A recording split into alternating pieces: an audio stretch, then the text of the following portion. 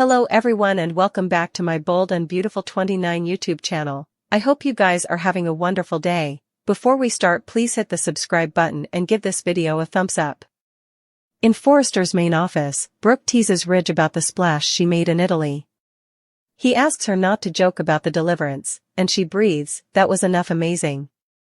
Taking stock, she points out he still hasn't broken his engagement to Taylor. How long is she supposed to stay? Brooke admits she liked the attention from Nick, but confesses she was trying to make Ridge jealous so he'd come back to her. Nick knew that, which is why he left. Taylor, meanwhile, is planning a marriage. Is Brooke being a fool? She deserves to know. Pressing her point, Brooke reminds Ridge he promised to make effects right after what happened in Italy. So are we going to spend the rest of our lives together? Or is our love story going to end? She urges him to do commodity. In her office, Taylor is excited by a surprise visit from Thomas. They embrace. Taylor asks if Douglas is with him.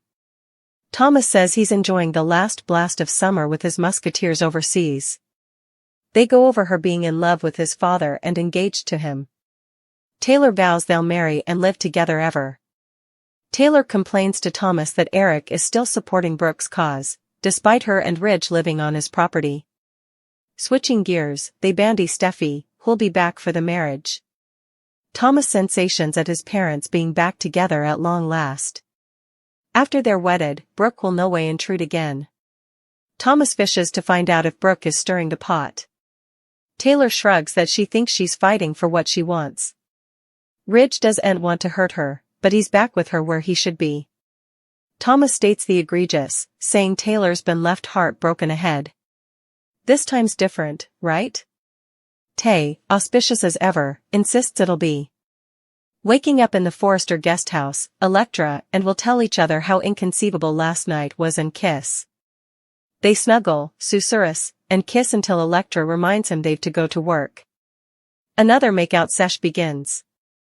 At Lee's place, Luna wears a disguise to take a delivery of a small bag. Her aunt/grandmother appears and asks, "What's in the bag?" Luna asks her to leave her alone. Lee, as one would anticipate, smothers about her speaking to her that way and warns she's playing a dangerous game if someone finds out she's alive. Lee lectures about Luna sneaking out and says she's lucky. Luna tricks, "You've no idea how lucky." Lee wants to know what she means. Is she stalking Finn? Luna says she's not and placates Lee by telling her she's thankful she's speaking to attorneys. She assures her she's good at keeping secrets. "There's no way I'm going back to captivity." Lee harps about Luna's cockiness until her phone rings. She has to take the call and steps out. Luna pounces on the riddle bag, which, of course, contains a gestation test. In the main office, Brooke and Ridge are still at it. He doesn't want to hurt Taylor and his kiddies again. Brooke clucks that he did this to himself and now he has to fix this. He needs to go tell Taylor he made a mistake. She declares they can't live without each other, and they embrace as Thomas watches and listens. Revealing himself, Thomas wants to know what he's walked by on. As this unfolds, Taylor is mooning over recollections of Ridge like a teenager across city. Brooke welcomes Thomas home and leaves him and Ridge alone. Ridge learns that Douglas is still in France and that he's seen his mama, who's agitated about getting wedded, only he walked by and saw Brooke in his arms.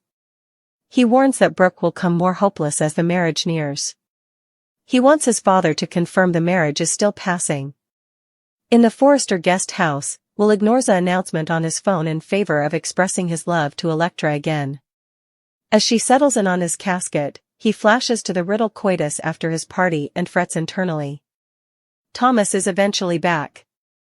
Beth will make another appearance as Liam tries to reunite his family. The man is likely still engaged to Paris. It's not clear if Paris or Douglas are coming back too. It would be nice to see all three of them return as a family. When Thomas comes back, he'll partake a gladdening grasp with Taylor. Will the mama tell her son about Brooke? It seems so as Thomas stops by Brooke's office to give her a warning. It should also be mentioned that Thomas says in an exercise clip that he's back for Taylor and Ridge marriage. We'll also see a bit further of Ivy. The woman admitted her passions to Liam, but he turned her down. Although she was disappointed, the jewelry developer also understands and wants Liam to be happy. She'll prompt Hope to give Liam another chance. She'll also tell Hope how Liam really feels. This will just make the golden sense indeed more torn between Liam and Carter. Liam used Beth to get further time with Hope. It putatively worked, but how numerous further times will Liam do that? While Liam just wants the woman he loves back, he's also not being veritably regardful to her or Carter. Carter seems that he's doomed to get his heart broken again. Carter went from proposing to wanting to get wedded incontinently. When Carter gets his heart broken each over again, Daphne will be right there to pick up the pieces. Luna fills Sheila in on crashing Will's party. Sheila wonders what would have happened had she been honored. Luna laughs, saying her grandmother tutored her better than that.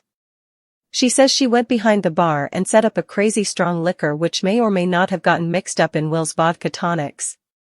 He was feeling veritably good when notoriety brought out some masks. Luna says she didn't really plan anything. She just went with what unfolded. Sheila notes how it unfolded led to her in Will's bed. Luna smiles as she remembers. Electra and Will are each over each other. She had so important fun the night ahead and notes how hot he looked. Electra says Lainey was virtually throwing herself at him, which catches Will's attention. She says she has to get back to work as he intruded a meeting with Ivy. Electra promises to make it worth his while that evening. As they clinch, Will is easily meaning his fuzzy. Carter confides in Ridge about not having spent important time with Hope lately as she's been with Liam. Ridge says he's overreacting as everyone allowed.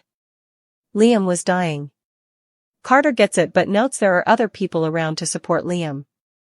Ridge thinks he's jealous. Bill and Liam are meaning his future. Liam wants to right someone's wrongs. He now knows what matters most, reclaiming his life with Beth and Hope. Just also, Hope arrives on the scene. Sheila may or may not be faking her happiness for her granddaughter Luna. It nearly sounded as though Sheila sounded to authorize of Luna's jest. When she putatively admitted that she sexually assaulted Will while he was drunk.